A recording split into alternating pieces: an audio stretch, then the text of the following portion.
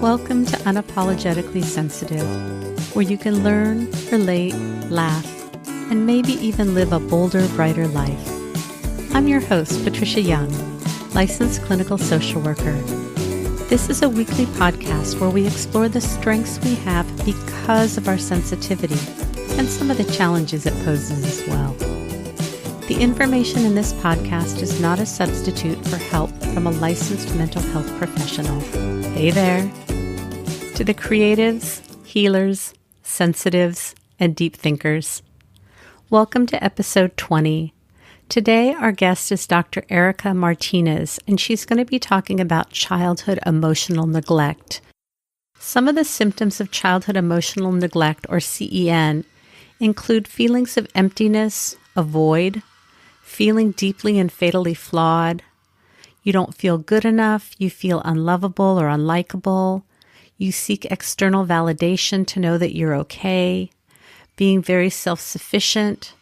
You may have been parentified. You struggle with being assertive, being angry. You may experience self-blame, have a hard time asking for help. You may have trust issues. You may be anxious, depressed, or stressed out. I'm just going to give you a little bit of information so you know where we're heading. And some of this I realized we didn't really talk about during the interview. I'm just going to tell you the basic definition of childhood emotional neglect. It's a lack of parental attunement to the child's emotional needs.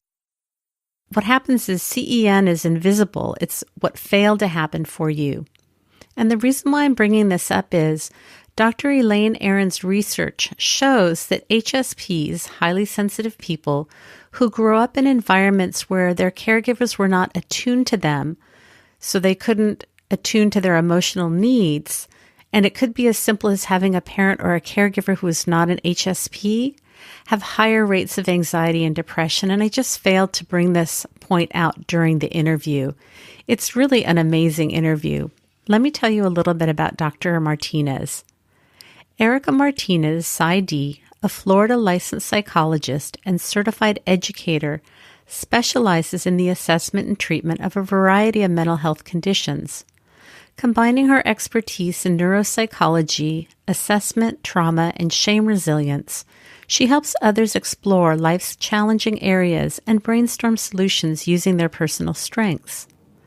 Dr. Martinez provides therapy to high achievers, professional millennials, and entrepreneurs who often can present with a myriad of symptoms, including anxiety, destructive behaviors, self-sabotage, depression, loneliness, burnout, poor self-esteem, shame, and impaired social skills.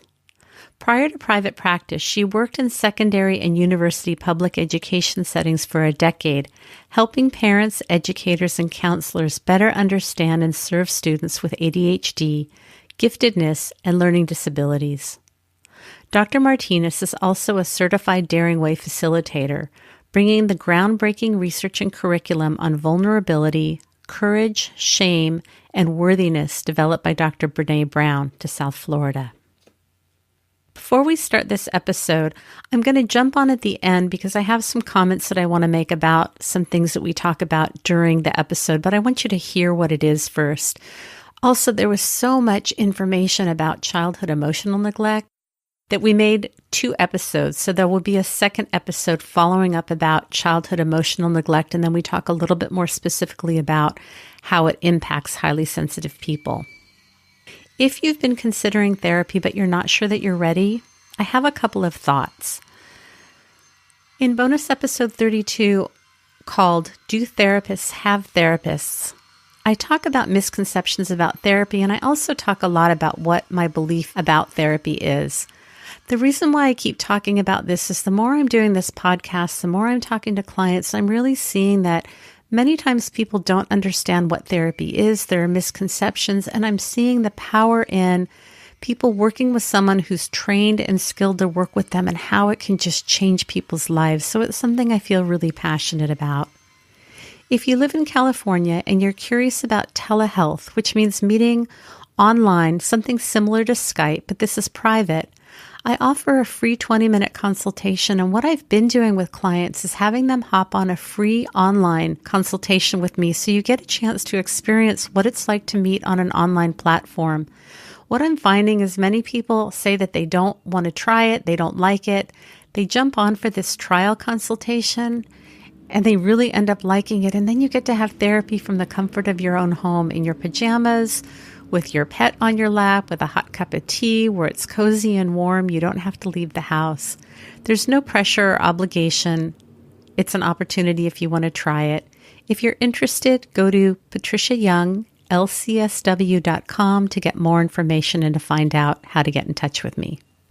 And now, on to the show. Hi, Erika. Welcome. Thank you, Patricia, for having me.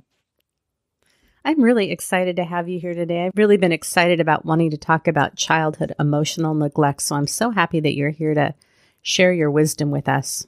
Yeah, absolutely. It's something I'm really passionate about and I work a lot with, so I'm stoked to be here too. Yay. Do you identify as a highly sensitive person? It's interesting. I'm aware of the term, and but I had never taken the quiz. So in preparing for this interview, I went ahead and on the website and I took the quiz, and it's interesting. I got a cutoff score, but when I went in and I read the definitions of an HSP, I also came across the characteristics of empaths, and it's funny. I actually feel like I'm fit more with what I read about empaths than I do about HSP. So I found an interesting thing. Interesting. What are the things about empaths that resonated with you? For me, it's that as I thought back to when I was younger, one of the things that distinguishes empaths is that they very much physically feel with people, and they feel it in their body. And that's something that as a child looking back, I often experienced. And I always thought it was very strange, and not to be spoken of because I think I was crazy. And now I understand that it's not. It's just kind of the way I'm wired. I can pick up on the emotional vibe of the people around me very, very acutely. If somebody has a headache, I might develop a headache as well. So things like that. Yeah, I very much resonate with the term empath more so than I do with highly sensitive person. Interesting. I really haven't done much research around empaths. I suspect I've got traits I honestly don't know, so I don't really have a big response to what you're saying just because my focus has been primarily on highly sensitive people, but it's really interesting. That kind of leads us into, can you tell us a little bit about how you got interested in childhood emotional neglect? It's also called CEN, and you have some personal experience with it too. Yeah, I do. So it's just, I came to it in a very kind of roundabout way. Growing up, I was always really interested in sociopaths, and I wanted to be an FBI profiler. And that's kind of that's where my interests lay. And in learning about sociopaths and kind of some of the theories behind how they come to be, came across research on attachment and its effects on adults. And then one day I was at a conference and I was talking to Lourdes Viadio, and I was telling her about my interest in attachment and how I work with adults that are struggling with attachment conditions, attachment disorders, attachment traumas. And funnily enough, she has the book with her. She had the book Running on Empty by Dr. Webb right beside her at this conference. And I just saw the title and it was like a slap in the face of like awakening, if you will. And I kind of fell down the rabbit hole and followed my curiosity. Wow. And for the listeners that don't know, there are a couple of things. Dr. Lourdes Viadio has a podcast called Women in Depth. And Dr. Janice Webb, W-E-B-B, is the one who researched childhood emotional neglect, CEN, and wrote the book Running on Empty. Just for people that aren't aware of that information, just giving you a little bit of background there. So I'm curious, what was it about psychopaths that fascinated you? That's a little creepy. It is kind of That's creepy. that's very judgmental on my part, but that was my uncensored thought. It's all good. No worries. I'm totally good with off the cuff. Yeah, I think I was trying to make sense of some of the things that I was seeing around me. As we get into some of the more specifics about CEN, you'll see that sociopaths are one of the kind of parents that do tend to raise CEN kids. So I think it kind of came without self-disclosing too much. It kind of came from personal experience as well. Gotcha. There's also a pretty high incidence between people that have narcissistic tendencies and HSPs being drawn towards each other. And I can't tell you how many clients I've worked with that have one or both parents that are also narcissists. So it's really interesting. So let's start with, what is childhood emotional neglect? So based on Dr. Webb's book and how she defines it, the construct, it's a lack of parental attunement to the child's emotional needs and a lack of responsiveness to their emotional needs. So it's not validating children's emotions. It's not addressing those emotions on behalf of the parents or the caregivers. And what would that look like? Gosh, I'm terrible with off-the-cuff examples, but I guess one of the ways that it would look like is, if your child gets in the car after school and they're visibly upset and the parent doesn't speak or address that, for example. Mm-hmm. They don't speak to that. They don't say, you're frowning, you look upset, is something the matter? Did something happen at school today? They don't inquire further. That would be one way of doing it, rather failing to do it, right? Because it's interesting, CEN happens very much in the background of the family. So it's really, really hard for people to realize that they experienced CEN because it's such an invisible thing. It's what failed to happen for you. And so because you can't point at it, you can't remember it because it literally didn't happen, it's hard to pick up on. So that one might be an example, or if the parent does see that the child is upset, they might say something like, well, suck it up, buttercup. Things happen, life happens. You've got to toughen up, things like that. Right.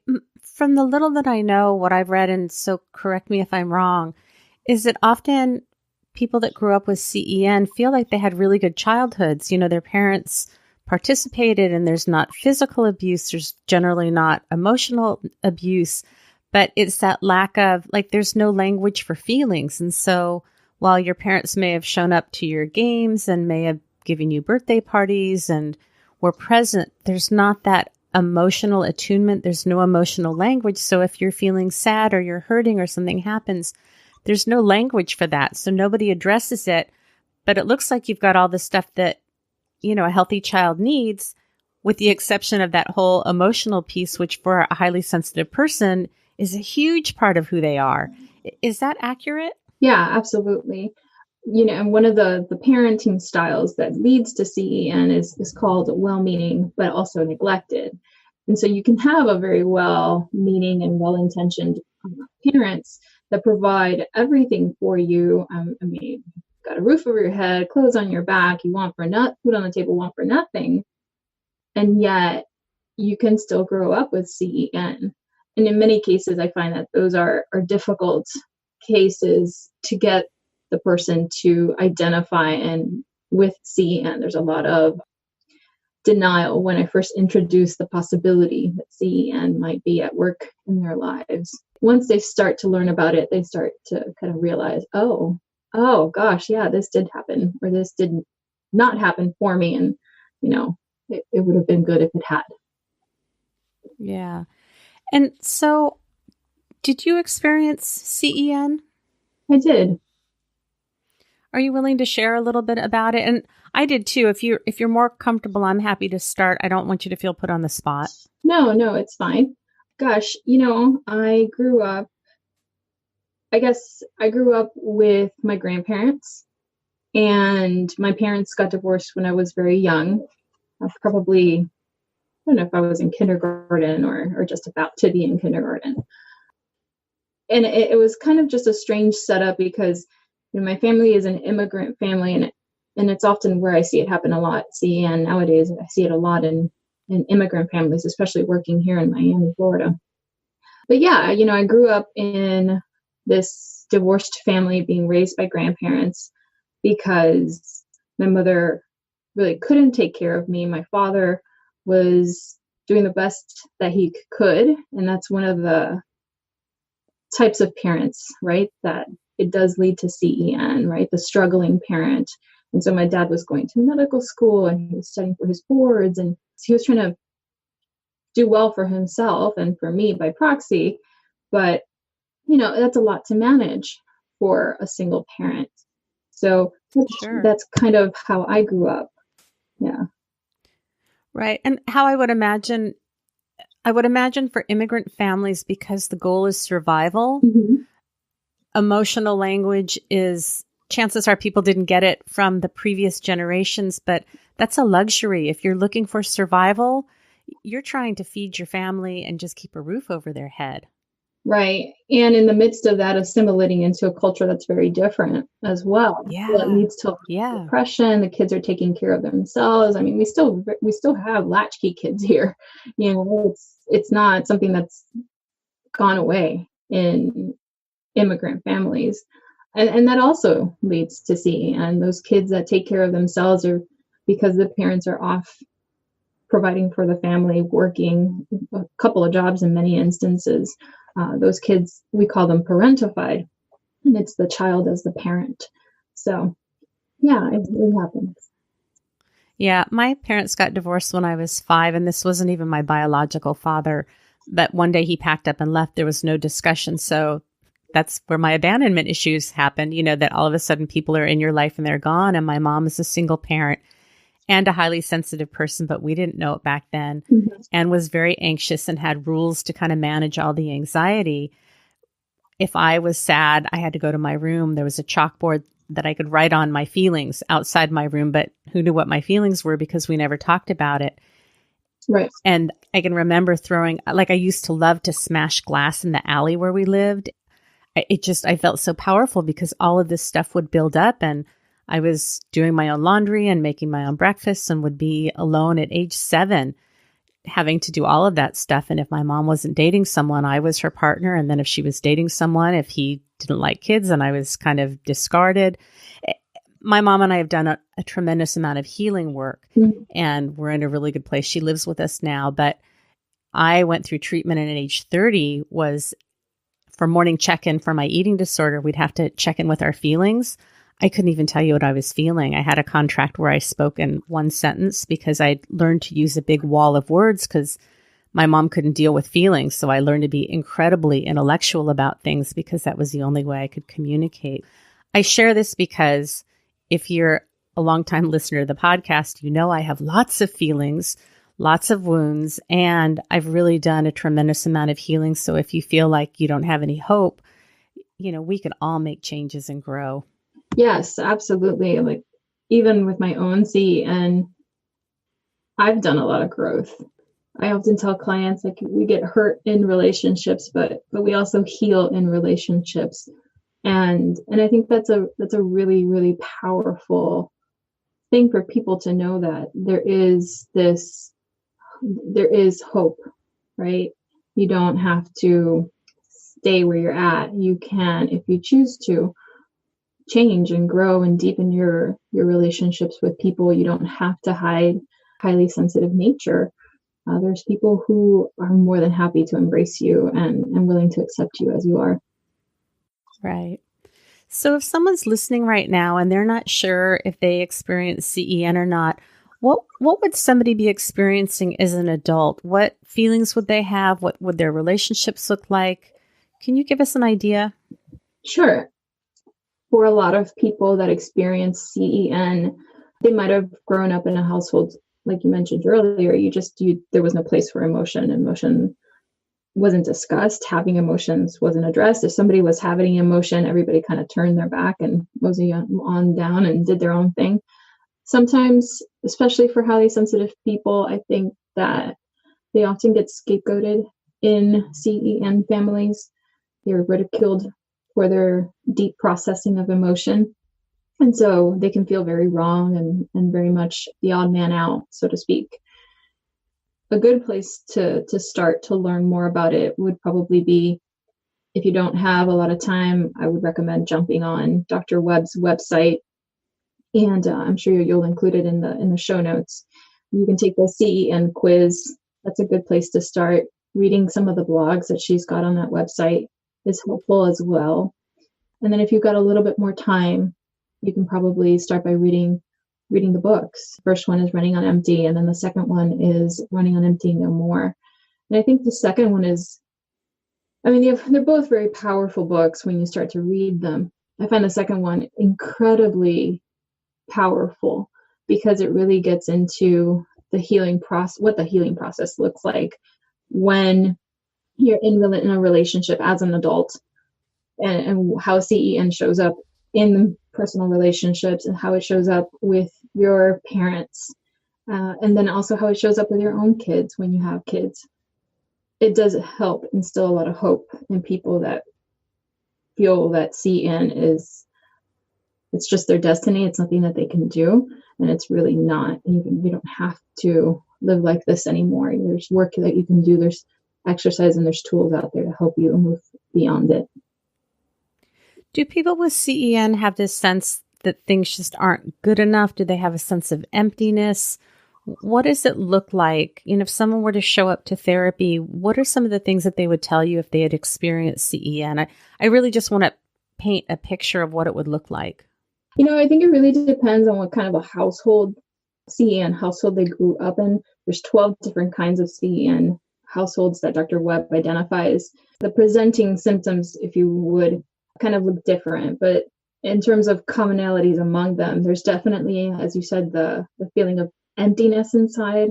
Like there's this void that needs to be filled, and it's just not being filled. They can feel very deeply flawed or like fatally flawed. Yes, for certainly, you'll see that they often say that they don't feel good enough, so their self-worth is very low. And they do tend to seek a lot of external validation. They don't know how to really supply it for themselves, and so they often seek it very much and very often from the outside. And they have this profound sense of feeling like they're unlovable. And I find that's very, very common with CEN people. They feel they're very deeply unlovable and unlikable people. And then you'll also see that they struggle with being assertive. They struggle with anger, self-blame. Those are pretty common. Trust issues, perfectionism will come up as well. But more often than not, they'll come in and they'll say that they're anxious, they're stressed out, or they're depressed. And so that's just the surface level. And so when someone comes in and they're saying, I'm anxious, I don't know what to do, I feel like there's something wrong with me, but I can't quite point it out. What's wrong with me? When people start to say those kinds of things, it kind of throws a flag in my head, and I start to inquire a little bit more about the family of origin and what that looked like. And in general, are these folks that, have jobs, they've got relationships, they've got kids, from the outside, it would appear that they have everything in life. Is that, I mean, I know that we're talking about an entire group of people, but in general, is that a pretty accurate statement? Yeah, I mean, they can be completely what one would call, quote unquote, a functional adult. They can in fact, thinking of one person in particular who has and this is in my own family, it's not a client, but who has a very well-developed, just a very, very successful person. And this person has CEN. And by all accounts, you could look at this person and you would think, my gosh, this is a very successful person. Look at what they've done with their life. And yet, they also have CEN. Are some other characteristics that sense of having to be self-sufficient, having a difficult time asking for help, maybe feeling like they don't want to have needs or that their needs are too much, and so they focus on other people instead of what their own needs are? Right. So that's something that Dr. Webb, she calls it counterdependence. And it is one of those symptoms that tends to show up across people with CEN. that difficulty in asking for help or accepting help. That's very, very challenging for them. And it kind of makes sense in the context of how they grew up. There was no space for them in their family of origin. And so they really had to figure things out on their own because, the grown-ups around them weren't helping them figure it out. So it makes sense that this is an adaptive response to their circumstances growing up. Right. It's like if it's not modeled, then we don't learn it. I'm thinking of a healthy response for a child when they fall down is, you come and you comfort them, you kiss their boo-boo, you say, let me help you, let's get a Band-Aid. So they learn that it's okay to have needs, it's okay to have feelings.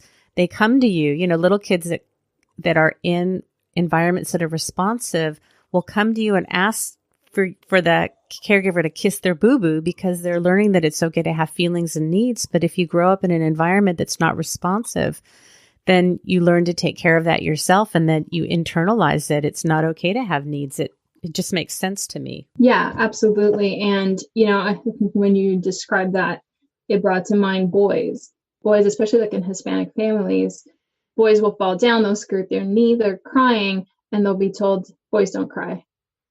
Mm-hmm. Suck it up. Boys don't cry. Go back and play, And so yeah, I think boys are especially, I think we're all vulnerable to the effects of CEN, but when I think of it in that context, and I put it kind of in a social cultural context, I think of how that Hispanic culture and gender roles and what boys are supposed to do. I think this is one of the things that why a lot of men struggle with emotions, because they learn that they need to repress them very early on. Yep. And because this is something that I specialize in, I'm highly acute to when I see it in the media. And I love the show World of Dance. Do you watch it? I don't know. That's okay. The story's still relevant. But, these are kids and adults that are competing from all over the world. And in the last round before they were eliminated, it was a group of young teens, and they were eliminated and they started to cry. And one of the judges told them not to cry. And I'm thinking, how in the world, when you've got these dreams and these hopes, like, of course you're going to cry. And not everybody who's creative is a highly sensitive person, but anytime you watch these dances and you can see all the feelings and emotions, you know that those folks have got to have some sensitivity. And I love that Jennifer Lopez popped up and she said, you guys cry, you cry it all out, you feel as hurt as you need to. And once you get over that, then you move on to what's next. And I love that validation. But those messages they're subtle, but they are so pervasive. And think of all the kids that are watching that are getting that message, don't cry. Right. Exactly. It's crazy. It is. Yeah. Yeah, absolutely. I think we're doing, I'm on social media and I participate in social media. And so it's nice to see that is changing. So it's really heartening to see how that conversation is changing and how we're becoming much more cognizant of the effects of emotions and how to create happy and healthy boys that grow up into happy and emotionally healthy men. I think that's really important. I see a shift happening in that, and I'm really excited by it.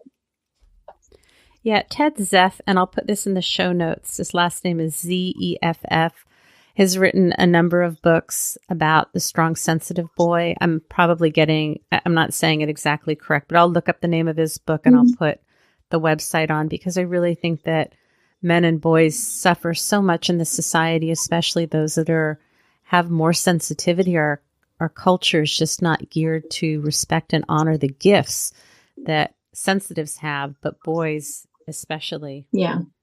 So I can't imagine what it would be like to grow up in our culture being a highly sensitive man. That must be, not to undervalue women going through the same thing, but I think that must be uniquely difficult. Yeah. Well, I think a lot of men end up bearing it. They do. Yeah, they do. Yeah. So we've talked a little bit about this, but what are some of the reasons that there would be CEN in the household? What she does is she divides them up into three different kinds of parents. One being the self-involved parents, and self-involved parents usually take the shape of a parent that is narcissistic, a parent that is sociopathic, a parent that is addicted in some way, shape, or form. It doesn't only have to be substances. And then also parents that are very authoritarian in their parenting style. You said earlier that you find that a lot of HSPs, especially ones that have CEN, they tend to gravitate towards partners that have narcissistic personality traits. So it makes perfect sense to me that they would, because it's what they learned, it's what they saw as healthy, or that's their comfort zone. That's how they learned that love is. And so it makes sense that then they go and they seek it out in a partner later on in life. Because we don't know any better. Right. You don't, and that's the definition of love that got fused into your brain for all of those years growing up. So even though it's unhealthy, it feels very safe and very familiar to you. And so that's, you go out and seek it out. Well, and you may not even know that there's any other kind of relationship because we learn about the world from our parents. Sure, exactly. Yeah. Well, I was going to say two things. There will be an upcoming episode that we're going to do on narcissism and red flags in relationships because it is so common with HSPs. But can you just explain a little bit about what it might look like if you have a parent who's narcissistic? Because sometimes I work with clients and they don't even know that one of their parents has narcissistic traits. So can you just talk briefly about what that might look like? Sure.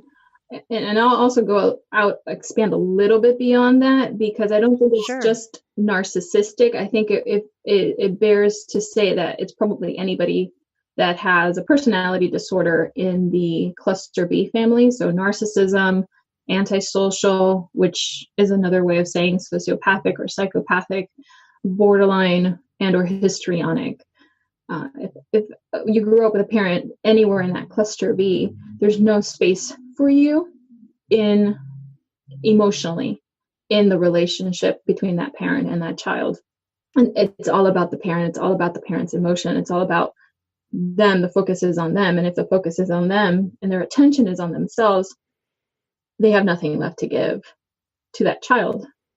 And so that's oftentimes what it looks like. Particular to narcissism, you often see a lot of gaslighting. That's pretty common. You also, especially in the early days of a relationship, you'll see what's called love bombing. I don't know if you guys have ever talked about that, or if you will talk about that in a future episode. But that's a particular pitfall for people with CEN, because they feel this intense void inside, that when they come across this narcissist that love bombs them and just showers, and that's literally what it is, they just shower them with love and attention and affection, it feels like that void gets filled. And so they kind of just jump into this relationship very much prematurely before they really get to know the person well. So that's really important for people to know. And can you explain what a love bomb is and what gaslighting would look like? Because I'm not sure that everybody is familiar, and I hadn't heard the term love bomb before. As you're describing it, I'm like, oh, okay. Yeah. So I mean, it's love bombing is when there's this intense showering of attention and emotion on the object of your affection. So the narcissist will shower the object of their affection with all of this attention, bouquets and bouquets of flowers, for example, really romantic dates. I mean, the kind that are just straight out of the movies or out of the books. It just seems like a fairy tale. It really feels like a fairy tale to the people that are experiencing it, especially CEN people who grew up without it. They're particularly vulnerable to it. So that's love bombing. Gaslighting is when the narcissist is trying to, I call it flipping the script, so to speak. Mm-hmm. They're trying to turn the tables on you and make you feel that what you're expressing, that you're wrong in some way and they're right. It's a manipulative tactic. I'm probably doing a terrible example of explaining it. They're very much trying to convince you that what you're seeing, what you're experiencing is wrong or mistaken or off in some way, shape, or form to strengthen their argument and debilitate yours. I know this is off the cuff. Do you have an example? And if you don't, I think I may have one, so I'm not trying to put you on the spot. No, that's fine. I'm trying to, gosh, yeah, I suck at examples. I'm terrible at it. But if you have one, go for it. Well, that if a child says to the parent, and this can even be an adult child, says, that hurt my feelings. I didn't like when you did this, is just expressing, especially as sensitives, we're calling out what we see or feel. And the parent who's the narcissist will say, I do all these things for you. You're too sensitive. You don't appreciate anything that I do. Like all of a sudden, there's no ability to say, gosh, you're right. I'm sorry. Let me take a look at it. There's no ability to own any of that behavior. And it's always going to come back on the other person as being their fault. You don't care. You don't recognize how much I do for you. You're too sensitive. You're too fragile. You create conflict. You're always talking about things that bother you. And then the person who's the highly sensitive person feels like they're the one that's creating this conflict, and they're just bringing attention to something that's very real that's happening, and it ends up feeling crazy making. And then the highly sensitive person starts thinking, oh my gosh, maybe I am being too picky. Maybe I am. Maybe it is me. And they're just having a very normal experience that they're calling attention to. Does that feel like that's accurate? Yeah, that feels like it's accurate. I think especially there's also that and you touched on it at the end there, that there's a sense of like, oh my gosh, am I wrong? Am I seeing this wrong? And so you kind of start to second guess yourself and the accuracy of your own experience, because they kind of turn things around on you. So yeah, that's definitely gaslighting. Okay, perfect. Okay, so that's the first type. And then can we talk about addicted parents? Because I think people think that means that you have to have a parent who's falling down drunk to be addicted. But can we just talk about what an addicted parent or caregiver might look like? Sure. I mean, probably the best known example are the adult children of alcoholics. There's a lot of research that's been done on that. But it doesn't only have to be a substance abuse. It could be a parent that's struggling with an addiction to gambling, for example. It could be somebody who's struggling with an addiction to food, and somebody who's, doing a lot of emotional binge eating. It could be somebody who's addicted to shopping. I see that one a lot here in Miami, which is a very image conscious city. There's this kind of addiction to portraying a certain image. And again, the focus is not really on the child and the child's emotional world and their experience. The parent is very much focused on themselves, what they're experiencing, and whatever the mechanism of addiction happens to be, whether it's a substance or it's an activity. Well, and it makes sense because feelings are just energy that move through us, and whether you acknowledge it or not, you still have feelings. So if the parent or the caregiver can't acknowledge their feelings, then they're going to have to find a way to shut it off. Yeah. And so whether that's through being busy or cleaning or love or food or making rules about things. And so then when it comes up for the child, again, feelings are just energy and emotion that everybody feels, whether we talk about it or not. And so again, you get this uncomfortable stuff and you need to figure out how to deal with it. Or that's where anxiety and depression comes from, because you're having this energy going on and you don't know what to do with it. Or if you shove it down, then that ends up turning into depression. I mean, that's a very oversimplified statement. And I'm not saying that that's the cause of all depression and that's the only cause of depression. That's just one of the ways that it can manifest. Right. Yeah. Okay. So we talked about the first group, yes. Parents that are self-involved, narcissistic, the personality disorders, sociopathic, addicted, authoritarian. What's the next group? Next group are the struggling parents. These are parents that are depressed. So if you have a parent and you grew up with a parent that was currently depressed, that would fall under this category. Also the bereaved parent who's grieving. And it's not just the grief accompanied by a death of a loved one, or maybe the other parent, the death of the other parent, and now they're parenting alone. But also it does encompass divorce as well, because there's a grief after divorce, loss of your parenting partner, the loss of your relationship, and that really affects people very much. So that definitely falls under this category. We also have the families where there's a special needs member in the family. It might be that the parent is taking care of a special needs sibling, for example, or maybe taking care of an aging parent, right? They're caught in the sandwich generation. And that requires a lot of time and attention away from the child because they're managing the health needs of this other family member. And then you have the child who is the parent. So those parentified children that can fit into any of these other categories, because sometimes, if their parent is depressed, your parent is grieving or caregiving for another family member, you kind of have to figure things out on your own.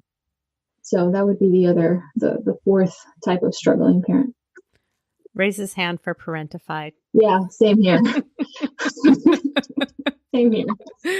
We're very confident people, though. Well, it's a double-edged sword, I found.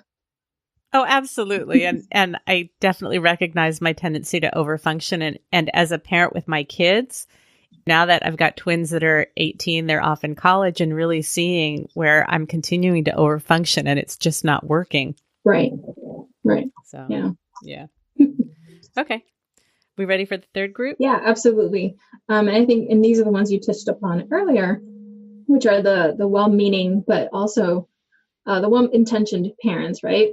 But oftentimes we're also neglected as children. So we're talking about, we're kind of zooming out and we're talking about CEN parents who then raise CEN kids. We also have the workaholic parents. This speaks to the men as well. Like, they're trying to be good providers. They were told, this is what makes you a man. You go out and you provide for your family. And so they become these workaholics. There's also the achievement and perfectionistic parents. They're very focused on achievement, their child doing things just right. They're doing things perfectly, being in all the activities, always getting the gold star, always winning the trophy. And that can put a lot of pressure on kids, because if they don't want to do something or they didn't do something well, parent isn't really speaking to the emotion of the child. They just care about the outcome and what it means for the parent, not so much the child. And then you have the permissive parents who, because they came from a CEN household, they really don't have an emotional language that they can interact with their children on. They kind of just let the kids do what they do, and they're very hands-off, laissez-faire kind of parents. Yeah, and I can see around the achievement and the perfectionistic, it's that focus on doing instead of being, which just falls all in alignment with this, because there is no ability to focus on the inner world, which is feelings, thoughts, perceptions, and it's all about doing and striving, which is why we get so disconnected. Yes. So I think of a lot of parents, like millennials call them, because I work with a lot of millennials, they call them the helicopter parents, especially in the childhood years, where the parent is just very driven about what the child is doing, how they're doing, and getting them into the advanced classes or gifted classes, getting them into all the activities. And so these kids have a resume, a CV a mile long by the time they hit middle school, and the child is deeply, deeply unhappy. And they try to verbalize that to the parent, and the parent it doesn't register on their radar, because the parent is trying to live oftentimes vicariously through their kids, or what their kids are doing is affording them some sort of social reward for the parent. So that's often what I find. So this third group I find it's inherited. The CEN is very much inherited, and it transfers across and down generations. It just kind of keeps trickling down. And so oftentimes, you're talking to clients and you're working through this stuff with them and processing emotion. They're trying to, I think most people try to understand why is this happening to me? How did this come to be? And in a lot of cases for this third group, it's been transferred through so many generations that we can't really pinpoint the why. And a lot of people get really, really angry and really pissed off, I find, when they can't really find someone or something to blame. So it's processing, what is that need to blame? What is that feeling behind there? And so it's processing the discomfort that comes from not being able to point at something, to rationalize this emotion that they're going through. Mm-hmm. This may be splitting hairs only because I worry that I'm a helicopter mom, that I'm wondering if is it tiger parenting? Is that what it's called? It sounded like it, and I'm not sure that that's the correct term. Yeah, I think you're referring to the book. Yeah, the Tiger Mom book. I know what you're talking about. I think that would fall probably somewhere in the world of the achievement perfectionistic kind of parent for sure. Mm-hmm. Mm-hmm. Mm-hmm. Who tends to then also be themselves probably a workaholic. So right. It all kind of fits in. If the listeners are identifying with CEN, where do they go? What's the next step?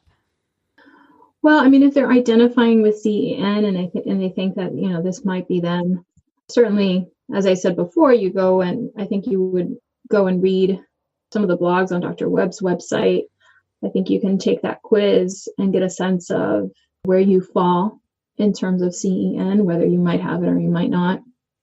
And then I think if you do, the next step is to probably start doing some work around that, to start healing if that's something that you want to do. And that can take a lot of different shapes and forms. It doesn't have to be therapy. I think just reading and learning about it and kind of just immersing yourself in this information can help you and put you on the path to healing from CEN, because they've gone through so much undervaluing of emotion. I find that therapy is really, really helpful, and it really, not that it speeds up's not the right word, but you do need to have a mirror to validate your emotions, especially not having had one growing up. So, and that's not something you can really do by yourself, and it may not be something you can do in the context of your family of origin where the hurt happened. So, seeking out somebody, whether it's a therapist or a trusted friend or a particular family member that you feel that you resonate with and resonates back with you, finding some support to be able to do the work to start healing from it. Go ahead. I'm sorry. No, go ahead. You're good. What I often find, and we talked about this a little bit, you and I, Patricia, I find that what happens with people that have CEN, they walk into my office, they walk in and they're saying, I'm anxious, I'm depressed, let's get to work. Let's help me not be anxious, help me not be depressed. But when we start scratching the surface and what we find is CEN, there's no quick fix for this. And a lot of times they may not even really want to be in therapy. They've hit their wall. They can't keep functioning the way that they've been functioning with the anxiety and with the depression. And that's what prompts them to come to therapy. And they want to get a quick fix, a silver bullet to ease their discomfort regarding anxiety and depression. And they want to move on. And so it kind of falls to me, the therapist, and we're therapists, as many of us are, to kind of tell them, hey, this is not going to be a quick fix. This is going to take some time to address. This is going to take some work on your part. And it's not like I can give you a CBT handout and call it a day. We don't know how we're going to approach this, because it really is like a knot. It's like a really, really tangled knot. And you have to slowly, with a lot of patience, kind of start to untangle and unwind that CEN knot. I mean, that's how I conceptualize it. And so that process is not always linear. And that really, really freaks these people out. And I think that's where I've always said to you, I've been saying to you that this is healing from CEN is hard. I'd like to say that probably a better word is challenging. And the challenge is that it is not linear. It is uncomfortable. And for a lot of these people, they're looking for relief because it's not a linear process. It's a lot of 2 steps forward, 3 steps back. And there's this interpretation that the setbacks are failures and that they might as well give up. And it is uncomfortable. It makes the emotions to people who have CEN, who have spent so much time unconsciously walling themselves off from emotion. It feels really, really uncomfortable to start to have all of these feelings. They don't know what to do with them. It's overwhelming and very foreign. And so it takes a lot of persistence. It takes a lot of effort. And in that sense, that's what I mean when I say that it's challenging and that it's a difficult process. But from my own experience and from the work that I do with my clients, certainly worthwhile. Sure. Two things come to mind when I hear you talk. One is that Dr. Aaron estimates that 50% of clients in therapy are highly sensitive people, and highly sensitive people have better outcomes in therapy than non-highly sensitive people because we want to know, we want to grow, we're the ones that show up on time, we want homework, we want to read. In that respect, I see it as being much more hopeful for us. It takes so much energy to tap down those feelings that once we start in therapy and we have a place where we can start talking about it, it's kind of like we're accustomed to this familiar sense of discomfort. It's just an unknown sense of discomfort. And the more I do these interviews and the more I talk about therapy, I'm really seeing that we can do all the reading and studying on our own, but I really am becoming convinced that healing takes place in relationship. It doesn't necessarily have to be with a therapist, but we need to have people in our lives that are supportive and can validate us and where their stuff doesn't get in the way. That's how we get to kind of pull up some of this muck and have somebody, like you said, mirror reflect back to us why it makes sense. And we feel seen and heard, and that's where the healing comes from. Absolutely. And wherever you happen to find that person, I mean, you can find it in a therapist, but you can also find it in your own family. You know, I'm thinking of recent events that have happened in my own family and conversations that those experiences have now brought about. And I realized that I can connect with the people in my family. I can call somebody and say, gosh, I am in struggle right now and I can't see past the end of my own nose on this. Can you please help me? Because I'm really, really, really stuck. And being able to be met with compassion and an understanding and being told, like, no, you're not crazy, I see it the same way, is a really meaningful and validating experience. So it doesn't always have to happen in therapy. Certainly therapy is a great place for that. I think it's even more powerful probably when it's happening within the context in which you were hurt, you know? Yeah. Dr. Martinez, I'm looking at... Oh gosh, please call me Erika. Thank you. You know, I realized I started out by calling you Erika. I didn't even call you Dr. Martinez. I'm just so informal. I wanted to be respectful, but hey, this is what you get with me. Yeah, no worries. I'm the same way. I'm looking at time, and what I'd like to do is to wrap this up, but to maybe give a little preview of what people can expect in the next interview, because we're going to do this in two parts. In the next interview, we're going to talk a little bit about attachment styles. How does CEN and attachment style affect relationships?